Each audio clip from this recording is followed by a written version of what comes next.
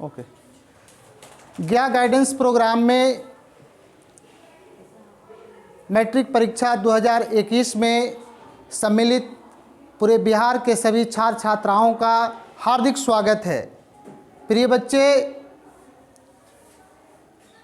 Corona काल में पढ़ाई बाधित हुई, इस वजह से गया जिला के जिला कार्यक्रम पदाधिकारी माध्यमिक शिक्षा श्री आनंद कुमार जी के अथक प्रयास से और इस जिले के जिला शिक्षा पदाधिकारी मोहम्मद मुस्तफ़ा हुसैन मंसूरी साहब के सहयोग से ये कार्यक्रम संचालित है। बच्चे, आज गणित विषय में नियामक ज्यामिति चैप्टर पर आज हम लोग चर्चा करेंगे। सबसे पहले हम लोग बच्चे यह देखें कि नियामक ज्यामिति है क्या। ज्यामिति के बारे में आप लोगों ने पढ़ा है। कोई भी आकृति जैसे वृत्त है, त्रिभुज है, वर्ग है, सर्किल है, ये सारे आकृतियां के बारे में आप लोगों ने ज्यामिति के माध्यम से अध्ययन किया, इनके गुणों को चर्चा किया। इसमें एक बात आ जाता है, नियामक या निर्देशांक है क्या। नियामक निर्देशांक तो देखते हैं कि इसमें एक बहुत बड़े महान गणितज्ञ हुए रेने देकार्त महोदय, उन्होंने देखा कि छत में एक बिंदु या एक दाग लग गया था। उस दाग को देखा उन्होंने कि भाई इसका स्थिति क्या होगा, कहाँ पे इसका दाग लगा हुआ है, कैसे पता करेंगे। तब उन्होंने क्या किया कि दो इस तरह से लाइन खींच लिया, यानी उसी दीवार को ले लिया। लेने के बाद देखा कि यहाँ पे कोई पॉइंट है तो इसका क्या स्थिति होगा, ये कहाँ पे स्थित है। तब उन्होंने कहा किया कि यहाँ से लेकर के यहाँ तक एक लाइन खींच दिया और यहाँ से यहाँ तक एक लाइन खींच दिया। जैसे आपसे ही कोई पूछे अभी कि आपके स्कूल कितना दूर पर है, तो आप पूछेंगे, तुरंत सवाल करेंगे कहाँ से सर, तब कहेंगे स्टेशन से। यानी दो पॉइंट, किसी भी बिंदु की दूरी निकालने के लिए किसी पॉइंट का होना जरूरी है। तो आप देख रहे हैं कि इस पॉइंट का डिस्टेंस निकालना या इस पॉइंट का स्थिति हमको तय करना है, तो कहीं ना कहीं कोई फिक्स पॉइंट से हम इसको तय करते हैं। तो यहाँ से यहाँ देखिए, मान लिया जाए कि ये पॉइंट P है, ये एक्स अक्ष हो गया और ये आपका वाई अक्ष हो गया। ये मूल बिंदु होते हैं। यहाँ से यहाँ तक का दूरी x है, यहाँ से यहाँ तक का दूरी y है। यानी किसी भी पॉइंट का स्थिति जब हम निर्धारित करेंगे तो x अक्ष पर लंब खींचेंगे, उस पॉइंट से y अक्ष पर लंब खींचेंगे, दोनों लंब रेखाओं की लंबाई को मालूम करते हैं। मालूम करने के उपरांत इसे एक पेयर बनाते हैं, एक युग्म बनाते हैं। ये जो युग्म प्राप्त होता है इसी को हम लोग नियामक या निर्देशांक कहते हैं। ये जो युग्म प्राप्त होते हैं x, y के रूप में, जिसको x को हम लोग भुज कहते हैं, एप्स शीशा, और एक आपके पास y है जिसको आप लोग कोटि कहते हैं, ऑर्डिनेट। इस तरीके से आपके नियामक निर्धारित हो जाते हैं किसी भी पॉइंट का। इसी में हम लोगों ने नियामक या निर्देशांक का डिफिनेशन दिया कि समतल में स्थित किसी भी बिंदु का अगर स्थिति निर्धारित हो जाती है तो जो स्थिति उसका निर्धारित होकर के आता है उसी को हम लोग नियामक या निर्देशांक कहते हैं। और जब भी नियामक या निर्देशांक आएगा वह x, y के रूप में आएगा, जहां x को भुज एब्सिसा और y को कोटि ऑर्डिनेट कहते हैं। इसी तरीके से हमने एक एग्जाम्पल में भी लिया 2, 3, ये रियल नंबर कुछ भी नंबर में हो सकते हैं। तो 2 देख रहे हैं आपका, ये भुज है, इसको x नियामक भी कहते हैं, 3 है आपका y नियामक हो गया, यानी कोटि हो गया। एक सवाल एक नंबर का महत्वपूर्ण पूछ देता है, उसमें कन्फ्यूजन हो जाता है बच्चों के बीच में। क्या होता है, कहता है देखिए ये x अक्ष है, ये y अक्ष है, कहेगा कि x अक्ष से दूरी, तो देख रहे हैं कि x अक्ष ये है, ये आपका दूरी x अक्ष से ही ना हो गया, तो x अक्ष से दूरी होता है। तो क्या होता है, x अक्ष से दूरी, 4 ऑप्शन देगा, x का नियामक, y का नियामक, दोनों, नन ऑफ दीज, इनमें से कोई नहीं। तो देख रहे हैं कि x अक्ष से दूरी जो हो रहा है वह y का नियामक हो रहा है, और y अक्ष से जो दूरी हो रहा है, माने जिस अक्ष से चर्चा करे उसको आप छोड़ देना। x अक्ष से चर्चा कर रहा है तो y का नियामक, और y अक्ष से चर्चा करे तो x का नियामक। इसी तरीके से हमने इसको प्लेन में रिप्रेजेंट किया था कि P पॉइंट था, P भी एनी पॉइंट रिप्रेजेंट है ना, we have to find the position of this point. अब इस पॉइंट का पोजीशन निकालना था, तो यहाँ से लंब डाल दिया, यहाँ से लंब डाल दिया, दोनों देख रहे हैं लंब की लंबाई मालूम हो गया। ये दोनों लंब की लंबाई को पेयर बना देते हैं, युग्म बना देते हैं, और जो प्राप्त होता है वह उस पॉइंट का स्थिति निर्धारित होता है। अब देख रहे हैं कि वो ये ओरिजिन है। हमेशा मूल बिंदु का जब भी आप मूल बिंदु का चर्चा करेंगे तो उसका नियामक जो भी होगा 0,0। अब मन में ये सवाल उठता है कि सर 0,0 ही क्यों होता है? इस पॉइंट का कोऑर्डिनेट एक्स वाई हुआ, तो आप देख रहे हैं कि यहाँ से हमने यहाँ पे लंब खींचा, यहाँ से यहाँ लंब खींचा, तो दोनों लंब रेखाओं की लंबाई मालूम हो गया। उसी प्रकार से हम अगर हम नियामक निकालना चाहेंगे तो हम जहाँ पे खड़े हैं और वहीं पर हम लंब खींचें तो संभव है? नहीं है, क्योंकि P यहाँ पे जब हम अगर पॉइंट लेते हैं तो हमको यहीं से निर्धारित करना था सीमा के यहाँ से कितनी दूरी पर ले जाना है। इस कारण से एक्स और वाई का कोई दूरी तय नहीं होता है, जिस कारण से इसका नियामक या निर्देशांक 0,0 होता है। अब आगे हम लोग देखना चाहेंगे कि एक्स अक्ष और वाई अक्ष है, तो एक्स अक्ष किसको कहेंगे? तो जो भी पड़ी रेखा एक्स अक्ष, खड़ी रेखा वाई अक्ष और खड़ी और पड़ी जहां लड़ी, यानी दोनों जहां पे कट जाते हैं, उस पॉइंट को हम लोग ओरिजिन कहते हैं, मूल बिंदु कहते हैं, और इसका नियामक या निर्देशांक 0,0 होता है। इस तरीके से आता है। ये आप देखिए कि पाद या चतुर्थांश है क्या? What is quadrant? कहता है the whole plane is divided by 4 equal parts and every part is called quadrant. किसी समतल को अगर 4 बराबर भागों में बांटा जाए तो प्रत्येक भाग को हम लोग पाद या चरण या चतुर्थांश कहते हैं। देख रहे हैं कि इसको 4 बराबर भागों में हमने बांटा, तो ये first quadrant, second quadrant, third quadrant, fourth quadrant. अब एक समस्या इसमें आता है कि सर बहुत महत्वपूर्ण चीज़ है, इसका नियम, जो चिन्ह के इनके जो नियम होते हैं, वो चिन्ह के नियम क्या होता है? तो देखिए मैं एक बात बता देता हूँ, 2 मिनट के अंदर, 1 मिनट के अंदर में आप सारी बात को इसको आप कंठस्थ कर लेंगे, जीवन भर कभी नहीं भूलिएगा। आप देखेंगे इसमें किस तरीके से आपके पास कोई बना हुआ, आपके पास ये एक्स अक्ष है और वाई अक्ष है, तो देखते हैं कि आप जब भी रियल लाइन रिप्रेजेंट करते हैं तो इधर का साइड पॉजिटिव होता है, इधर का साइड नेगेटिव होता है। ये भी इसी को उलट दिया गया, ये पॉजिटिव होता है, ये नेगेटिव होता है। आप देखना चाहेंगे कि ये लाइन और ये लाइन से इस घर का निर्माण हुआ है, तो देख रहे हैं कि हमारा किसी भी पॉइंट का जब भी नियामक या निर्देशांक रिप्रेजेंट होता है तो वह एक्स कॉमा वाई के रूप में होता है, जहां एक्स पॉजिटिव है और वाई पॉजिटिव है, इसलिए इसका चिन्ह पॉजिटिव होते हैं। अब ये लाइन से और ये लाइन से इस घर का निर्माण हुआ, तो किसी भी पॉइंट का नियामक x comma y, x negative है और वाई पॉजिटिव है, इसलिए नेगेटिव और क्या होगा? पॉजिटिव होगा। ये एक्स और ये वाई, यही दोनों लाइन से इस घर का निर्माण हुआ, एक्स नेगेटिव है और वाई भी नेगेटिव है, दोनों नेगेटिव हो गए। ये एक्स पॉजिटिव, वाई नेगेटिव, इसलिए पॉजिटिव नेगेटिव। हम लोग इसे कहते हैं अमीर अमीर। उसके बाद क्या होता है? गरीब अमीर। फिर उसके बाद गरीब गरीब, तो गरीब व्यक्ति भी अमीर होता है, अमीर गरीब। कंफ्यूजन यही 2 में होता है, माइनस प्लस, प्लस माइनस, बाकी तो ये दोनों माइनस, वो दोनों प्लस। तो इसमें ध्यान रखना कि जब सेकेंड में आते हैं तो माइनस प्लस और 4 में यहाँ पे प्लस माइनस, बाकी ये निगेटिव निगेटिव और ये पॉजिटिव। तो 1 नंबर के सवाल निश्चित परीक्षा में आपको पूछे जाएंगे। आप इसे देख लीजिए कि -4 6, तो देख रहे हैं आप कि -4,6 क्या देखा? X negative y positive. देखिए गरीब अमीर कहाँ होगा? द्वितीय पाद में होगा ना। देखिए फर्स्ट का आंसर द्वितीय पाद 7 - 3, तो 7 - 3 आप क्या देखना चाह रहे हैं? ये पॉजिटिव ये निगेटिव, तो पॉजिटिव निगेटिव कहाँ आपका आ गया? फोर्थ क्वाड्रेंट में। 4 6 दोनों पॉजिटिव फर्स्ट क्वाड्रेंट में, -5 - 3 दोनों निगेटिव थर्ड क्वाड्रेंट में। इस तरीके से हम लोग 2-4 क्वेश्चन लिए हैं, 2-4 एग्जाम्पल लिए हैं। आपको कोई भी परीक्षा में इस तरह के प्रश्न आएंगे तो आसानी से ये ट्रिक्स को आप फॉलो करेंगे, बिल्कुल आपका कन्फ्यूजन नहीं रहेगा। आगे आप देखना चाहते हैं डिस्टेंस फार्मूला, दूरी सूत्र। अब अभी तुरंत हम चर्चा किया था कि किसी भी पॉइंट का डिस्टेंस निकालने के लिए किसी पॉइंट का अदर पॉइंट का होना बहुत ज़रूरी है।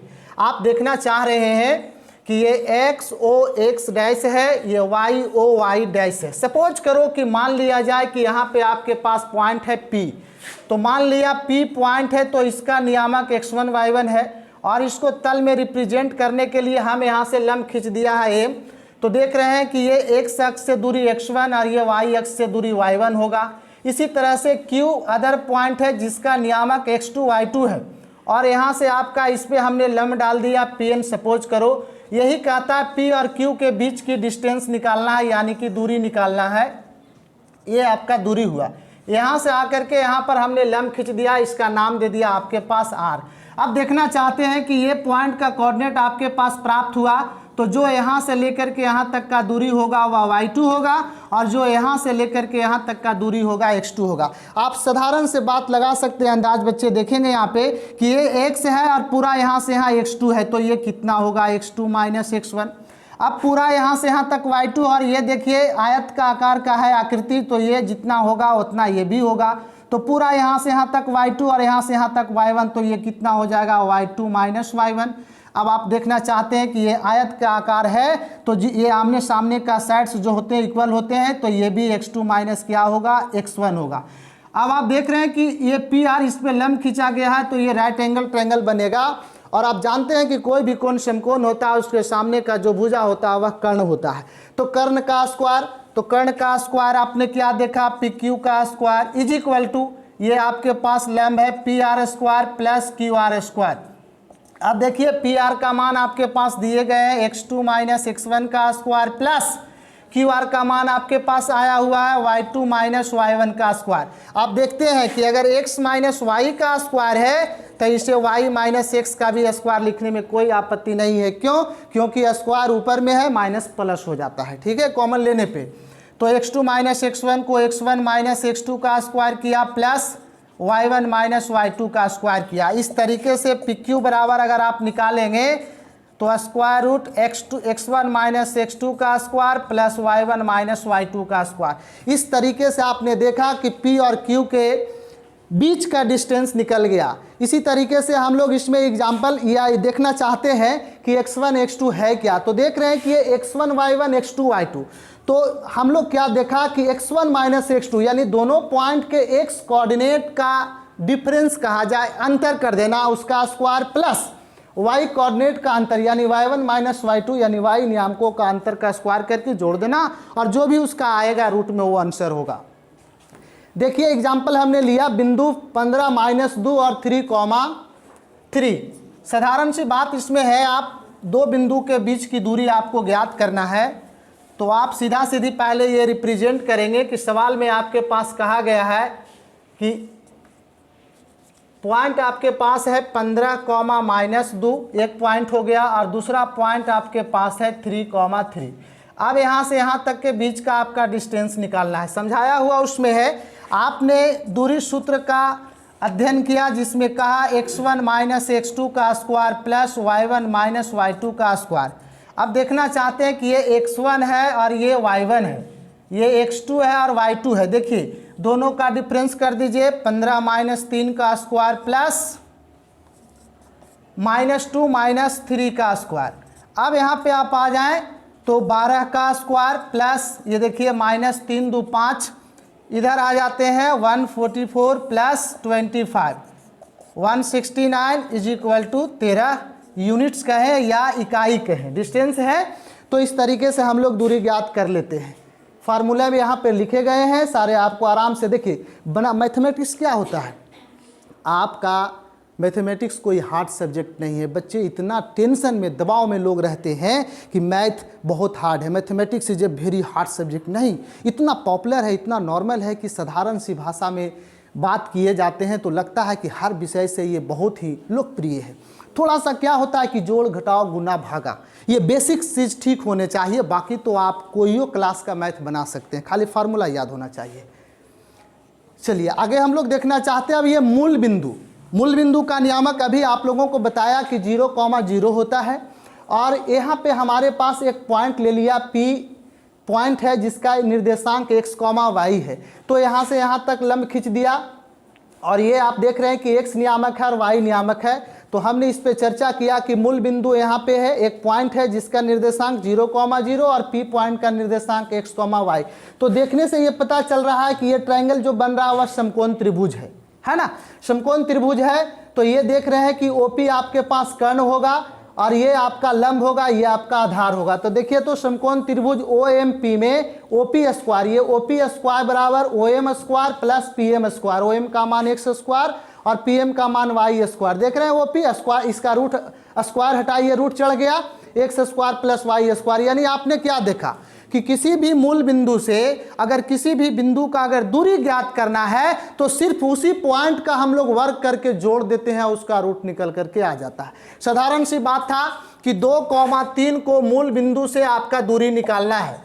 तो मूल बिंदु आपके पास यहाँ है, मान लो ए है, ये आपके पास बी है। तो हम लोग सीधा सीधी करते, दूरी अगर इसका निकालना चाह रहे थे तो 0 - 2, उसके बाद आपके पास आ गया 0 - 3। तो 0 में से 2 जाएगा तो क्या बचेंगे, -2 ही बचेंगे। तो -2 का स्क्वायर प्लस -3 का स्क्वायर, ये आपके पास आ गया 4 + 9 9 4 13 यूनिट्स, है ना। देखिए इसका आपका निकल गया, एग्जाम्पल दिए गए हैं, आप थोड़ा सा इसे अच्छे तरीके से देखेंगे और इससे संबंधित जो भी सवाल हमने 2 3 लिया, हो सकता है 5 4 कर दे, 3 4 कर दे। मैथमेटिक्स क्या है, समझने का है। फार्मूला समझ में आ गया, आइडिया आपके मालूम हो गए, चाहे जैसे भी अंक आपके वहाँ पे दे दे, बना लेंगे आप आराम से। चलिए इस तरीके से आप देखते हैं सेक्शन फार्मूला। सेक्शन आपके यहाँ कक्षा चल रहा होगा तो देखते होंगे कि कुछ बच्चे ए सेक्शन में है, कुछ बच्चे बी सेक्शन में है, कुछ बच्चे सी सेक्शन। सेक्शन का मतलब क्या हुआ, डिवीजन किया जाता है ना। देख रहे हैं यहाँ पर कि P, देखिए ए और बी 2 बिंदु था, दोनों के निर्देशांक आपके पास दिए गए हैं। अब ये दोनों बिंदु को मिलाने वाला जो रेखाखंड है वह AB है। अब इस AB रेखाखंड को कोई पॉइंट P है, जैसे देखिए ये P x, y है, इसको बांटता है, खंडित करता है। क्या रूप में भाई, तो यहाँ से यहाँ तक M और यहाँ से यहाँ तक N, यानी कि M और N के अनुपात में रेखाखंड को इंटरनली डिवीजन करता, माने अंदर में ही बांटता है। देख रहे हैं ना, यहाँ से यहाँ तक M, यहाँ से यहाँ तक N के रूप में बांटा। तब कहता है कि ये जो बांट रहा है उस पॉइंट का कोऑर्डिनेट क्या होगा, उस पॉइंट का नियामक क्या होगा। तो बहुत आसान तरीका है, आप इसको देख रहे हैं कि Pxy, Ax1 y1 Bx2 y2 को मिलाने वाली रेखाखंड को M/N के अनुपात में अंतः विभाजित करता है, तो P का नियामक क्या होगा। साधारण सी बात है, देखिए आप इसको कि यहाँ पे आपके पास A पॉइंट दिया है जिसका नियामक x1 y1, B पॉइंट दिया जिसका नियामक x2 y2। ये दोनों पॉइंट को आप इसको ज्वाइंट कर लिए। ज्वाइन कराने के बाद देख रहे हैं कि ये P पॉइंट है, इसको यहाँ से यहाँ तक, यहाँ से यहाँ तक M और यहाँ से यहाँ तक N के रूप में अंतः विभाजित करता है। तब इस पॉइंट का नियामक निकालना है। देखिए बच्चे, इस पॉइंट का नियामक में x नियामक और y नियामक दोनों को ज्ञात करना है। तो देख रहे हैं हम कि x नियामक निकालने के लिए देखिए जो दूरी पॉइंट है उसको लीजिएगा mx2, आराम से लिख दीजिए mx2 प्लस इधर से लाइए दूरी से यहाँ nx1 बटा m प्लस n। अब y नियामक निकालना है तो इसी तरीके से यहाँ से कर दीजिए आप my2 प्लस इधर से ले आइए ny1 बटा m प्लस n। यानी क्या देखते हैं इसमें आपका 4 बातें दिया हुआ है। एक A पॉइंट का नियामक, B पॉइंट का नियामक, M और N का मान और x, y यानी P पॉइंट का। ये 4 बातों में से 3 मालूम रहेंगे, चौथा निकालना है। 2 नंबर के सवाल परीक्षा में पूछे जाते हैं। अब देखिए x1 y1 का मान दे देगा, x2 y2 का मान दे देगा, m n का मान दे देगा, कहेगा P पॉइंट का नियामक निकालिए। हो सकता है P पॉइंट का नियामक दे दे, A और B के नियामक दे दे, m और n का मान पूछेगा। तो इस तरीके से 4 में 3 दिए रहेंगे, एक निकालना रहेगा। तो हम लोग देख रहे हैं कि P पॉइंट का कोऑर्डिनेट mx2 प्लस nx1 बटा m plus n, my2 plus, रटना नहीं है, ny1 बटा m प्लस n, सिर्फ केवल संक्षेप में समझना है आप लोगों को। अब देखिए इसी पर एक क्वेश्चन लिया गया, उस बिंदु के निर्देशांक ज्ञात कीजिए जो बिंदुओं -1, 7 और 4, -3 को मिलाने वाली रेखाखंड को, है ना, 2:3 के अनुपात में विभाजित करता। समय बचेगा, मैं इसी पर समझा देता हूं। देखिए आप मान लिया कि A पॉइंट है तो x1 y1 का मान दिया गया -1, 7। B पॉइंट है तो आप देख रहे हैं कि 4 - 3 तो x2 y2 दिया गया। यहाँ से यहाँ तक आपके पास m2 है और n3 है। सिर्फ केवल बैठा देना है आप लोगों को, और बैठा दीजिए तो 2 नंबर आपके पॉकेट में है, आसानी से प्राप्त हो जाएंगे। देखिए Pxy तो क्या पढ़ा आपने, mx2 प्लस nx1 बटा m प्लस n, फार्मूला आपने पढ़ा, my2 प्लस ny1 बटा m प्लस n। सारे मान आपके पास दिए गए हैं। तो आप देखेंगे यहाँ से कि x1 y1 x2 y2, तो m का मान आपके पास कितना था, 2, है ना। फिर x2 का मान कितना है 4 प्लस n का मान 3 और x1 का मान -1 रख दिया। फिर m प्लस n 2 प्लस 3, फिर देखिए m का मान 2, y2 का मान देख रहे हैं आप यहाँ से -3 प्लस 3 इंटू 7, यानी n और y1 का मान रख करके नीचे m प्लस n देख रहे हैं। 4 दूनी 8 प्लस माइनस मल्टीप्लाई -3 -3 दूनी 6 प्लस 7 21 3 2 5, ये 5 आ गया। 8 में से 3 गया 5/5, 21 में से 6 गया 15/5, इसको काट दीजिए 1,3। यानी इस तरीके से आपने देखा क्या कि हमारे पास 2 पॉइंट दिए गए थे और वो जो पॉइंट का नियामक निकालना था और उस पॉइंट जो है वो 2,3 के रूप में इंटरनली डिवीजन कर रहा था। तो आसानी से देखा कि n का मान मालूम हो गया, x1 y1 का मान मालूम हो गया, x2 y2 का मान मालूम हो गया, तो उस p पॉइंट का निकाल लिया। हो सकता है बच्चे कि हूबहू ये सवाल नहीं आए, लेकिन इससे संबंधित सवाल आ सकते हैं। फार्मूला यही रहेंगे, x1 y1 का मान चेंज होगा, x2 y2 का मान चेंज होगा। तो मैथमेटिक्स में तो इतना तो आप अकल लगा सकते हैं। चलिए, इसी तरीका से आपने क्या देखा, मिड पॉइंट का नियामक मध्य बिंदु है। आप जैसे देख रहे हैं कि दोनों पॉइंट पे कॉर्नर है और बीच में कोई अगर पॉइंट आपके पास आ जाए तो उस पॉइंट को ही हम लोग मिडिल पॉइंट कहते हैं। अब मिड पॉइंट का नियामक निकालने के लिए सरल उपाय सीधा सीधी है। मान लिया कि ये आपके पास पॉइंट है, x1 y1 आपका कोऑर्डिनेट है, बी पॉइंट है जिसका नियामक आपके पास x2 y। अब ये P पॉइंट बीच में डिवाइड करता है, मध्य बिंदु है।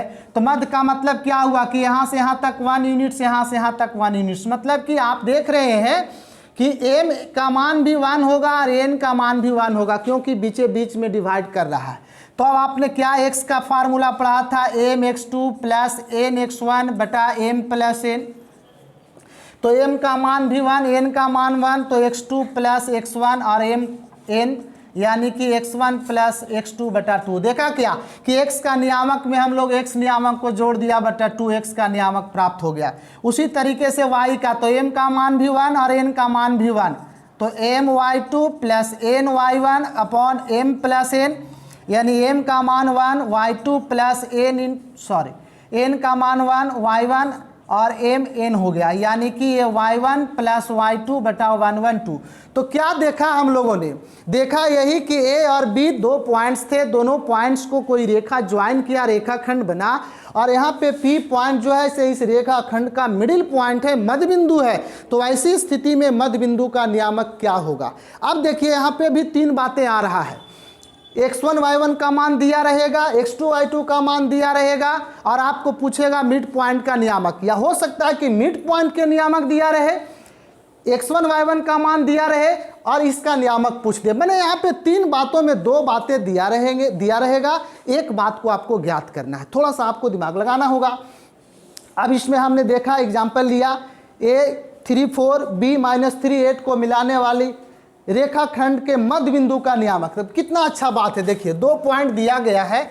1 नंबर के सवाल इससे संबंधित ज़्यादा पूछते हैं, 2 नंबर में भी पूछे जा सकते हैं, कोई दिक्कत नहीं है।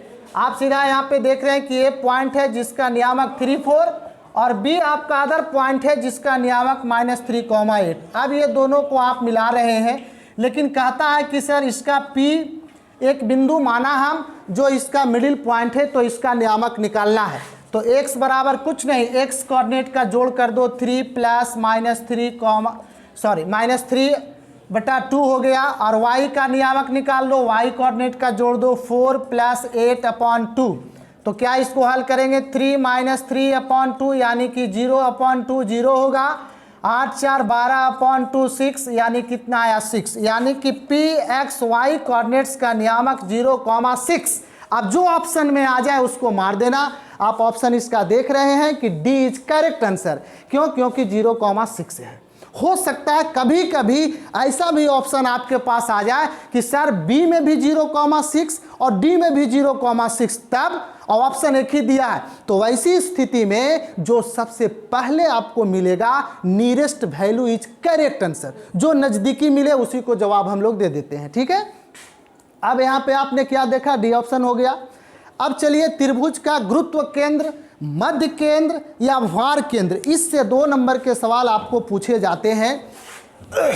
आप यहाँ पे देखिएगा कि त्रिभुज के तीनों पॉइंट्स के तीनों वर्टेक्स का आपका कोऑर्डिनेट दिया हुआ है। ए वर्टेक्स का कोऑर्डिनेट x1 y1 है, बी वर्टेक्स का कोऑर्डिनेट x2 y2 है, सी वर्टेक्स का कोऑर्डिनेट x3 y3 है। सबसे मज़ेदार बात है, इसको आप प्रूफ भी कर सकते हैं लेकिन टाइम लगेगा, हम संक्षेप में चलेंगे कि आखिर सेंट्रॉइड कहते किसे हैं। इसी को गुरुत्व केंद्र कहते हैं, मध्य केंद्र कहते हैं, भार केंद्र कहते हैं। कहते किसे हैं? कहता है ये कि त्रिभुज की तीनों माध्यिकाएं जिस पॉइंट पे इंटरसेक्ट हो, कटते हो, उसी को हम लोग कहते हैं गुरुत्व केंद्र, सेंट्रॉइड या मध्य केंद्र या भार केंद्र। तो देख रहे हैं कि माध्यिका का मतलब क्या कि सामने के भुजा को डिवाइड करेगा, इक्वल पार्ट्स में बांटेगा। तीनों माध्यिकाएं कट गया। अब ये तीनों माध्यिकाएं कट गया तो इस पॉइंट को हम लोग सेंट्रॉइड कहते हैं। इसी का नियामक ज्ञात करना है। अब देखिए कि तीनों वर्टेक्स का नियामक आपके पास दिया गया है, सेंट्रॉइड का निकालना है। तो बहुत सरल उपाय। एक सवाल और कंपटीशन में पूछे जाते हैं कि गुरुत्व केंद्रक के जो ये माध्यिकाएं होते हैं, किसी भी त्रिभुज की जो माध्यिकाएं होते हैं वो कितना रेशियो में डिवाइड होता है। तो यहाँ से यहाँ तक 2 और यहाँ से यहाँ तक 1, यानी कि 2:1 के रेशियो में डिवाइड होता है त्रिभुज की माध्यिकाएं। अब देखिए आप कि हमको इसका कोऑर्डिनेट निकालना है। तो सरल उपाय है कि त्रिभुज के तीनों वर्टेक्स के x नियामकों का जोड़ कर दो, x1 x2 x3। देख रहे हैं x1 + x2 + x3/3, और y नियामकों को जोड़ कर दीजिए y1 y2 y3/3। मैंने यहाँ पर भी आपके पास 4 बात आया, त्रिभुज के तीनों शीर्षों के निर्देशांक और उसके सेंट्रॉइड के ये आपका निर्देशांक। तो ये हो सकता है कि 3 दिए रहेंगे, इसको निकालना है। बहुत मजेदार बात, 2 नंबर के सवाल जरूर आते हैं परीक्षा में। यह हो सकता है कि ये दे दे, ये दे दे, ये दे दे, तीसरा पूछे। हो सकता है कि ये दे दे, आपको ये पूछे। मतलब 4 में से 3 दिए रहेंगे, एक आपको पूछेगा। इस पर एक एग्जांपल लिया कि एक त्रिभुज ABC के शीर्ष बिंदु ए है आपका -3,0, B 5, -2 तथा -8, इस त्रिभुज का केंद्र ज्ञात करें। देखिए कितना अच्छा है। हमने माना कि x1 y1 बराबर आपके पास देखिए कितना दिया गया है, -3,0, x2 y2 5, -2, और ये आपका C जो है -8,5 यानी x3 y3। तो आपने क्या देखा कि x कोऑर्डिनेट का नियामक निकालना है। तो -3 + 5 -8, देखिए -3 + 5 -8/3। फिर देखिए 0 -2 और +5/3। मतलब सरल है कि 2 नंबर आपके आसानी से आ जाएंगे। फार्मूला अगर मालूम है तो बैठा दीजिए इस पे, और सिर्फ केवल कैलकुलेशन आना चाहिए, जोड़ घटाव गुना भागा आना चाहिए। नहीं आता है तो सीखिए, कोई बड़ी भारी गलती आपने नहीं किया कि नहीं सीख सकते हैं, सीख सकते हैं। ये आपके पास आ गए 8 3 11 में से 5 गया -6, 5 में से 2 गया 3/3, यानी कट के -2,1। ये देखा कि सेंट्रॉइड का नियामक आपके पास आ गया। इसी तरीका से हम लोग आगे बढ़ते हैं, देखते हैं कि एरिया ऑफ ट्रायंगल ज्ञात करना है, त्रिभुज का क्षेत्रफल। ये 2 नंबर के सवाल डेफिनेट इससे पूछे जाते हैं। इसमें आपके सवाल भले आपके चेंज हो सकते हैं, एक के जगह पर 2, 2 के जगह पे 3 होगा, लेकिन फार्मूला चेंज नहीं करता। आप साधारण सी बात देखना चाह रहे हैं कि A आपके पास है x1 y1, B आपके पास कोऑर्डिनेट है x2 y2, और C आपके पास है x3 y3। देखिए बच्चे, इसका आपका एरिया निकालना है इस त्रिभुज का। आपने पढ़ा होगा इसके पहले भी, त्रिभुज का क्षेत्रफल बराबर 1/2 आधार गुना ऊंचाई। फिर हिरोन का सूत्र पढ़ा, और जो भी हो आपने पढ़ा होगा। लेकिन आज देखना चाहते हैं कि त्रिभुज के तीनों शीर्षों के नियामक आपके पास दिया हुआ है, तब इसका क्षेत्रफल क्या होता है आसानी से देखना चाहेंगे। त्रिभुज ABC का क्षेत्रफल बराबर 1/2 ले लेना, और कुछ नहीं, पहले यहाँ से x1 लेते हैं। x1 लिया, इसको छोड़ दो, x कोऑर्डिनेट को छोड़ देना, y2 और y3 का डिफरेंस कर दो, y2 - y3 प्लस यहाँ से आपने x2 लिया, फिर इसको छोड़ दो, y3 - y1 प्लस फिर यहाँ से आप x3 ले लीजिए, इसको छोड़ दीजिए, y1 - y2। और हम लोग इसको मॉड लगा देते हैं। क्यों? क्योंकि क्षेत्रफल कभी भी निगेटिव नहीं होता। अगर निगेटिव भी आ गया तो उसे हम लोग पॉजिटिव ले लेते हैं। इसी तरीके से लिखा कि त्रिभुज का क्षेत्रफल ऑलवेज पॉजिटिव होता है, हमेशा धनात्मक होता है। अब चलिए हमने इस पे एक एग्जाम्पल लिया कि बिंदुओं इतना इतना और इतना से बनने वाले त्रिभुज ए बी सी का क्षेत्रफल ज्ञात करें। देखिए आसानी से है, हम इस जो x1 y1 x2 y2 x3 y3 दिए गए हैं ये 5 2 4 7 -7 4 है। ए का नियामक x1 y1 को मान लिया 5 2, बी को मान लिया आपका पास 4 7, सी को आपने -7 4 लाया और इसी फार्मूला पे हमने बैठा दिया। देख रहे हैं 1/2 x1 यहाँ से लिया, y2 - y3 प्लस x2 लिया, y3 - y1, x3 लिया, y1 - y2। अब देखिए x1 के मान 5 दिए गए हैं यहाँ पे, फिर y2 - y3, y2 का मान 7 और उसके बाद फिर आप देख लीजिए यहाँ से y3 है तो y3 का मान -4 प्लस x2 का मान आप यहाँ से देख लीजिए 4 रख दिया, फिर y3 - y1, y3 का मान -4 और y1 का मान 2 आपने यहाँ पे रखा, x3 का मान देख लीजिए -7, फिर प्लस y1 - y3 तो y1 का मान 2 और y3 का मान y1 - y2 तो y2 का मान 7 है, रखा गया। अब देखिए 5 तो 7 और ये माइनस माइनस प्लस 7 4 11 4, ये -4 -2 -6, ये -7, 2 में से 7 गया -5, अब 11 × 5 = 55 माइनस हो जाएगा, 6 × 24, 7 × 5 = 35 चूँकि पॉजिटिव हो जाएगा। इसको जोड़ दिया 90 आ गया, ये 24 चला गया 66, 2 से डिवाइड करेंगे 33। अब देखिए ये क्षेत्रफल निकला, जब क्षेत्रफल निकला तो जब भी होगा तो वर्ग में होगा, है ना, इसलिए क्षेत्रफल क्या होगा 33 वर्ग इकाई या स्क्वायर यूनिट्स। चलते हैं इसी पॉइंट को, जो ये त्रिभुज का क्षेत्रफल बना था, यही अगर पॉइंट आपके पास संरेख हो जाए, संरेख का मतलब क्या, कॉलिनियर, कॉलिनियर का मतलब क्या, देख रहे हैं कि ये 3 पॉइंट है, जैसे ये हो गया x1 y1, बी आपके पास पॉइंट हो गया x2 y2, सी आपके पास पॉइंट हो गया x3 y3। अब इस तरीके से तीनों पॉइंट एक रेखा में हो जाए यानी कि रैखिक हो जाए तो इसी को संरेख कहते हैं। तो इसका मतलब क्या, जो भी त्रिभुज का क्षेत्रफल आपने निकाला अगर उसका परिणाम 0 आ जाए, इसका मतलब कि 1/2 x1 y2 - y3 plus x2 y3 - y1 plus x3 y1 - y2 = 0। अब 2 से मल्टीप्लाई करेंगे तो 0 × 2 उतना ही आ जाएगा। यानी त्रिभुज का क्षेत्रफल अगर 0 आ जाता है इस पे निकालने पर, तो समझिए कि दिए गए बिंदुएं जो है वह संरेख होंगे, एक रैखिक होंगे, है ना। अब देखिए सवाल इसमें दिया गया है, सिद्ध करें। 2 नंबर के सवाल पूछे जाते हैं। जो भी क्वेश्चंस लिया है ये एग्ज़ाम परीक्षा के व्यू से लिया है और परीक्षा में पूर्व जो भी परीक्षाएं हुए हैं उस सभी में क्वेश्चन पूछे गए हैं। हो सकता है ऐसा ही सवाल आए, आगे पीछे चेंज कर दे पॉइंट।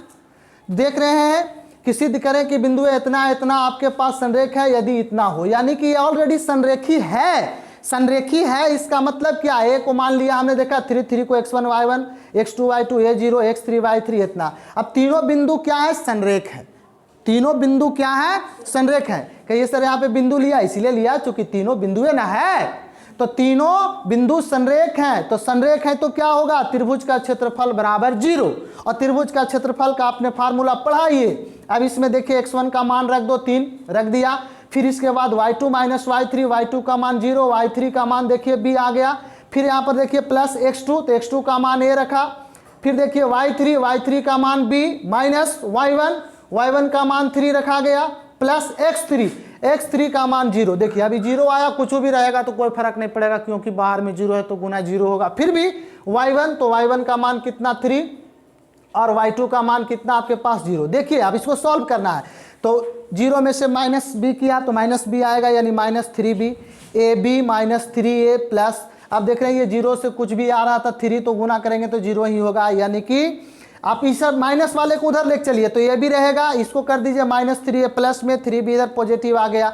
अब दोनों तरफ ab से भाग दे दिया, तो ab से जब दोनों तरफ भाग दे दिया तो क्या करेंगे, ये कट करके 1 आ जाएगा, यहाँ से a कटा b बचेगा, यहाँ से b कटा a बचेगा। इस तरह से क्या देखा आपने, ये 1 आ गया 3/b और प्लस 3/a।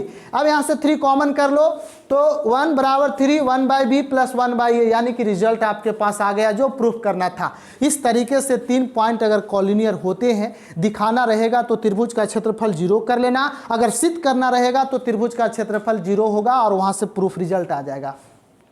चलिए बच्चे अब हम लोग कुछ सवाल करते हैं वस्तुनिष्ठ प्रश्न। देखिए वस्तुनिष्ठ प्रश्न, कुछ प्रश्न आपको दिखाते हैं क्योंकि इस चैप्टर से ऐसा देखा गया है कि 2020 के एग्जाम में 6 से 7 क्वेश्चन पूछे गए हैं ऑब्जेक्टिव में 1-1 नंबर का, और 3 क्वेश्चन लगभग हर बार परीक्षा में 2 अंक के पूछे जाते हैं इसमें। तो इस तरीके से देखेंगे, कार्तीय तल में स्थित किसी बिंदु इतना के कोटि का मान। कितना अच्छा बात पूछा।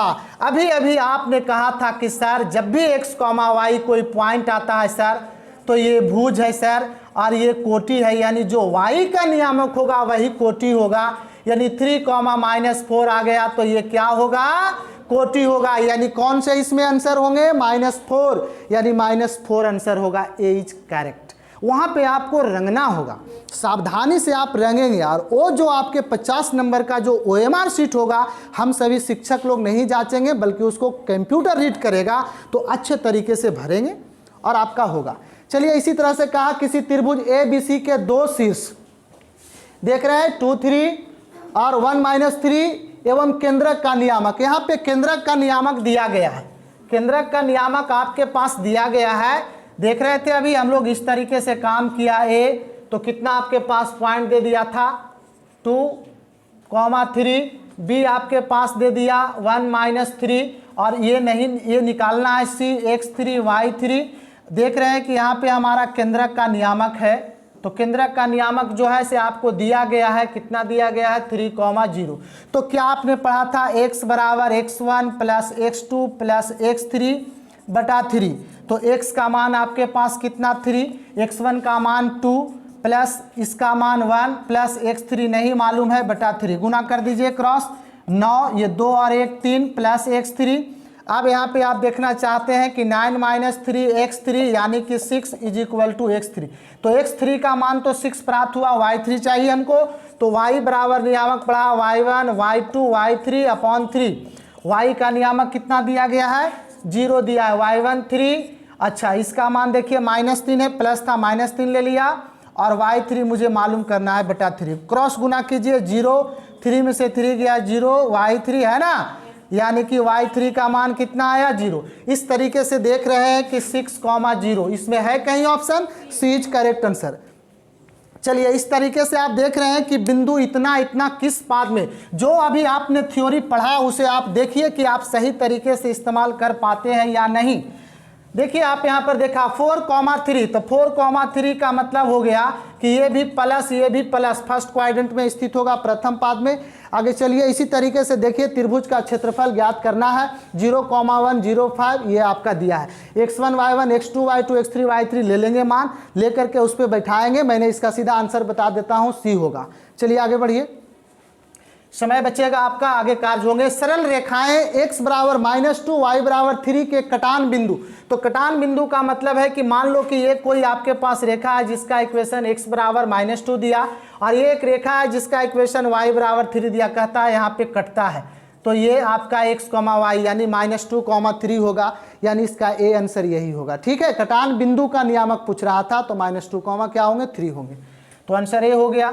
अब आगे देखिए, ये 2 नंबर के कुछ सवाल लिए गए हैं आपको, जो परीक्षा में आपको पूछे जाते हैं। बिंदुओं 4, -1 और -2, इतना को मिलाने वाले रेखाखंड को समत्रिभाजित करता है। हम समझा देते हैं, समय बचेगा। 3 भागों में, समान 3 भागों में बांटते हैं। देखिए, यानी कि P और Q 2 पॉइंट है, आसानी से निकल जाएगा, परीक्षा में पूछा गया सवाल है। तो P और Q 2 है, तो देख रहे हैं 1 भाग ये 1 भाग ये 1 भाग ये, 3 भागों में बांट रहा है। तो क्या होना चाहिए कि इसका भी मान 1, यहाँ से यहाँ तक, यहाँ से यहाँ 1, यहाँ से यहाँ तक 1। तो हमने A पॉइंट का नियामक दिया था, B पॉइंट का नियामक दिया है। माना कि P और Q रेखाखंड AB को, P और Q रेखाखंड AB को कैसा बांटता है, समत्रिभाजित करते हैं, है ना। तब देखो तो अगर ये P पॉइंट का कोऑर्डिनेट निकालना है तो यहाँ से यहाँ तक AP 1 होगा, और यहाँ से लेकर के यहाँ तक 1, और ये कितना होगा 2 होगा। तो AP बटा PB, देखिए PB 1/2 यानी M का मान 1 और N का मान 2 होगा। लेकिन Q पॉइंट का जब नियामक निकालेंगे तो यहाँ से यहाँ तक 2 हिस्से, ये 1, तो यहाँ से यहाँ तक 2 होगा, यानी एक Q देखा आपने 2 और Q भी यहाँ से यहाँ तक 1 होगा। M का मान 2 लेंगे और N का मान 1 लेंगे, कब, जब Q पॉइंट का नियामक निकालेंगे तब। देखिए शॉर्ट में चलना चाहते हैं, P के नियामक, तो क्या फार्मूला आपने पढ़ा था, mx2 + nx1 बटा m + n।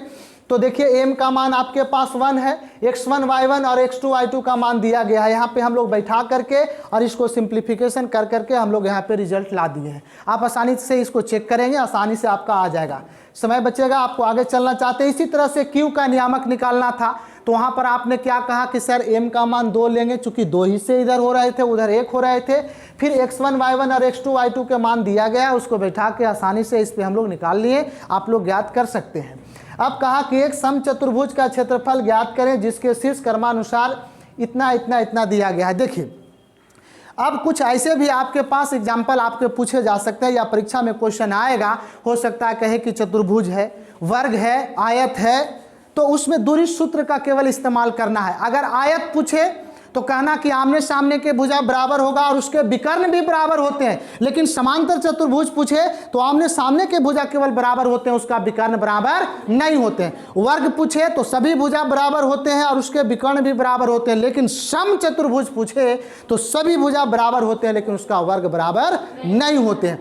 तो यही क्लियर करना है कि सम चतुर्भुज और समांतर चतुर्भुज में फर्क, वर्ग में क्या फर्क है। तो इसके विकर्ण बराबर होते हैं वर्ग का, इसका विकर्ण बराबर नहीं होते। खास बात यह है कि समांतर चतुर्भुज और सम चतुर्भुज के विकर्ण एक दूसरे को समद्विभाजित करते हैं, यानी एक पॉइंट पे उसको काटते हैं। तो आपने देखा कि ये सम चतुर्भुज के तीनों शीर्षों का नियामक दिया गया है, और नियामक दिया गया है तो हमको कहता है कि इसका क्षेत्रफल निकालिए। तो हम लोग सम चतुर्भुज का क्षेत्रफल बराबर पढ़ा है 1/2 d1 गुना d2, यानी फर्स्ट विकर्ण गुना सेकेंड विकर्ण। तो फर्स्ट विकर्ण मान लो कि bd है और ये क्या AC है। हम लोग इस तरीके से निकाला है, देखा कि AC निकाला तो दो बिंदु के बीच की दूरी आ गया, यहाँ से डिस्टेंस फार्मूला को इस्तेमाल करके हम लोग निकाल लिया d1 का मान। उसी तरीके से B और D के बीच की दूरी निकाला, तो यहाँ से देख रहे हैं कि आप ये दो पॉइंट्स के बीच का डिस्टेंस रखा हुआ है, समय बचाने के लिए हम आगे बढ़ रहे हैं तो आप इसे डील कर लेंगे। तो ये आप देखा कि D2 का मान निकल गया। अब सम चतुर्भुज का क्षेत्रफल होता है 1/2 फर्स्ट विकर्ण इंटू सेकेंड विकर्ण, d1 गुना d2, दोनों के मान देखिए रख लिया गया। ये 32 है रूट में तो 4 रूट यानी बाहर आएगा 4√2 होगा, और ये 72 है तो 6√2 होगा, यानी 1/2 से एक को क्रॉस कर दीजिए, 2 काट दीजिए तो 2 बचेंगे, यानी कि 6 दूनी 12, √2 से मल्टीप्लाई होगा 2, यानी कि 24 वर्ग इकाई। ये आपका आंसर आया। इसी तरीके से एक सवाल आपके और दिए गए, देखिए अभी तुरंत आ ही गया सवाल कि यदि बिंदु इतना इतना इतना इतना एक समांतर चतुर्भुज के शीर्ष इसी क्रम में हो, यानी इसी क्रम में जैसे दिया गया है, तो P का मान ज्ञात करें। देखना चाहेंगे आप कि 4 शीर्ष दिए गए हैं A B C D, तो सभी में 3 में मालूम है लेकिन इसमें P नहीं मालूम है। तो क्या करेंगे हम लोग कि ये आपके पास समांतर चतुर्भुज दिया गया है, तो समांतर चतुर्भुज के विकर्ण एक दूसरे को समद्विभाजित करते हैं।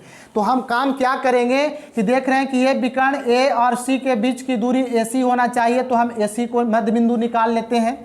ये तो B C पॉइंट दिया गया है, AC का मध्य बिंदु निकालेंगे तो क्या होगा, x कोऑर्डिनेट का जोड़ तो 9 और 6 15/2 आ जाएगा, और 1 + 4 यानी कि 5/2 आ जाएगा। इसी तरीके से हम लोग देखना चाह रहे हैं कि B और D पॉइंट को मिलाने वाले BD रेखा होगा, तो BD का मध्य बिंदु निकालेंगे तो क्या होगा, x कोऑर्डिनेट का जोड़ तो 8 + P/2 और 3 + 2/2। अब मजेदार बात है कि समांतर चतुर्भुज के विकर्ण एक दूसरे को समद्विभाजित करते हैं, तो पहले विकर्ण का x नियामक और दूसरे विकर्ण के x नियामक दोनों बराबर होंगे। पहले विकर्ण के y नियामक दूसरे विकर्ण के y नियामक के मध्य बिंदु का नियामक बराबर होंगे। तो इस तरीके से हम लोग देखना चाह रहे हैं कि समांतर चतुर्भुज के विकर्ण एक दूसरे को समद्विभाजित करते हैं, दोनों के x नियामक बराबर हो गया। इसको आप कैंसिल भी कर सकते हैं, क्रॉस मल्टीप्लाई करके हमने ये रिजल्ट लाया। यहाँ से P का मान 7 आ गया, तो हमको केवल P का मान पूछ रहा था। उसके बाद एक अक्ष पर उस बिंदु को ज्ञात करें जो बिंदुएं इतना इतना से समदूरस्थ हैं। हो सकता है कि y अक्ष पर भी कहे, समान दूरी पर कहे, तो ध्यान यही देना कि x अक्ष पर कहा तो x, 0 A और B ये पॉइंट आपका हो गया, तो यहाँ से यहाँ तक का दूरी निकाल लेंगे, यहाँ से यहाँ तक का दूरी निकाल लेंगे, दोनों दूरियां बराबर होगा। तो P और A पॉइंट का बीच की दूरी PA और B पॉइंट का दूरी PB होगा। अब प्रश्न से क्यों, क्योंकि PA तथा B से समान दूरी पर है, इसलिए PA बराबर PB, दोनों तरफ स्क्वायर कर दो तो PA स्क्वायर PB स्क्वायर, यानी P और PB के बीच के दूरी निकाल लीजिए। तो दूरी निकालने में होगा x - 2 का whole square plus 0 - 5 minus minus plus हो जाएगा, का होल स्क्वायर का यहाँ कर लो, फिर यहाँ से x - 2 माइनस माइनस प्लस और 0 - 9। अब इसको यहाँ से निकाल लो दूरी, देख रहे हैं कि x - 2 का स्क्वायर प्लस 5 हो गया यहाँ पे स्क्वायर, इसको किया इस तरीके से a माइनस बी का होल स्क्वायर पर तोड़ दो, यहाँ पे 5 का हो गया, इसको a प्लस बी का होल स्क्वायर, 9 का 81 होगा, है ना। फिर इस तरीके से हम लोग देख रहे हैं कि सिंप्लीफाई करके x बराबर -7 यानी कि यहाँ पे आपका आ गया px0 का मान आ गया। समय को देखते हुए हम लोगों ने इस तरह का कार्य किया। बच्चे आप लोग इसे आराम से अध्ययन करेंगे, ये यूट्यूब पर भी जारी कर दिए जाएंगे। लाइव क्लास भी चल रहा था और आपको शाम में यूट्यूब पर मिलेंगे। आप इसे आराम से खोलेंगे आप अपने मोबाइल में और अच्छे तरीके से अध्ययन करेंगे।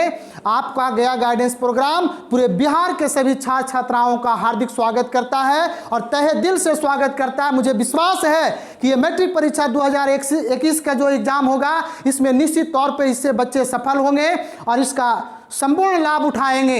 इन्हीं चंद शब्दों के साथ आप सभी का बहुत बहुत आभार, बहुत बहुत धन्यवाद।